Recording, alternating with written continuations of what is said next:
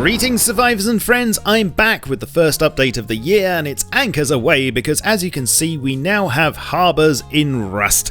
There are two types, both large and small, and in a stunning act of logic they'll only spawn on the coast, which makes them a perfect first stop for fresh spawns. Some other features which make them decidedly friendlier than the interior monuments and dungeons are fewer places to snipe or be sniped from, a distinct lack of radiation, and the ability to escape via the time-honoured method of jumping into the sea. Even though they're designed with fresh spawns in mind, there's still plenty to see and do at both, with buildings, boats, cranes and containers aplenty to explore. The new truck model, sadly not drivable, is parked up here too, and you'll find a number of loot crates and barrels scattered around. I really am impressed with the amount of detail on these, and although there may be the odd missing texture here and there, if all goes swimmingly, these should be added in a short space of time. In fact, some of the art that was made for the Harbours has been used to tart up a few of the other monuments, speaking of which you'll notice that the familiar warehouse model that was until now seemingly being used as a repository for the booming trade in low-res boxes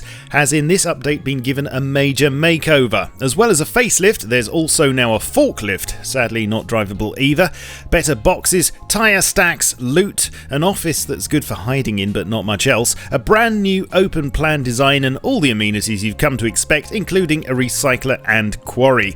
Some other graphical improvements were made in the area of view models this week. For instance, there were a number of complaints about the way the player was holding certain weapons with their supporting hand in first person, not gripping the gun with all their fingers for one thing, but this is now getting tightened up. Quite literally. A couple of minor improvements in other areas were that now the death screen fades in instead of the curtain falling on your life story like a lead balloon, and that the notes on tool cupboards now no longer disappear when you get near to them. This had led some players to assume that there was something Facepunch didn't want you to see, but what could they possibly have to hide? The upcoming Magnum revolver is now finished and ready for animating. Here it is, and I can imagine some rather interesting skins being developed for this one if we're ever given the option. Talking of which, you'll notice that the latest skins on the workshop are all pretty cheap, being only 99 cents each, or 79p if you live here in the sunny UK. It seemed to work pretty well last week too, with them making about the same amount of money as when they were organised into price brackets.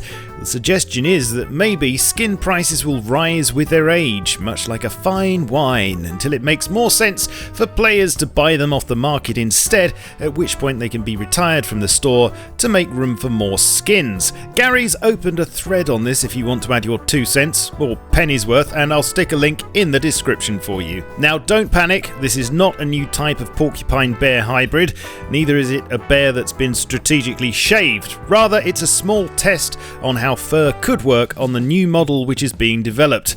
It's only one option though, and hopefully the end product will look less like a 10-year-old coconut haired doormat. As for the actual model itself, it's no secret that bears have quite a few special skills, including not just walking through solid rock, but being able to stand up on 2 legs when the mood takes them, and so this ability is being incorporated into the new mesh.